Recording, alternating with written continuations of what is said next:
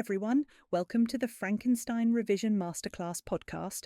I'm your host, and today we're diving into the Gothic origins of Mary Shelley's Frankenstein. Let's go back to the summer of 1816, remembered as the year without a summer. A volcanic eruption on the other side of the world filled the skies with ash, and Europe was plunged into storms, floods, and strange, gloomy weather. Now, picture this. Mary Shelley, just 18 years old, staying by Lake Geneva in Switzerland with Percy Bysshe Shelley, Lord Byron and John Polidori. Stuck indoors by endless rain, they came up with a challenge. Who could write the scariest ghost story? And that's where Frankenstein began. Mary later described a dream she had. A young student of forbidden arts kneeling beside the lifeless thing he had pieced together, watching it stir into life. That chilling vision became the spark for her novel.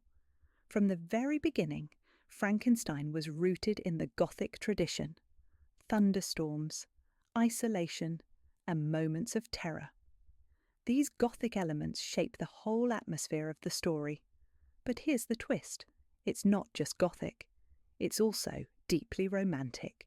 The Romantic movement celebrated imagination, emotion, and the healing power of nature. Even Victor Frankenstein, obsessed with science, retreats into nature to find peace. And the creature, rejected and alone, also discovers moments of comfort in the natural world. That tension between Gothic horror and romantic idealism makes the novel so much more than a ghost story.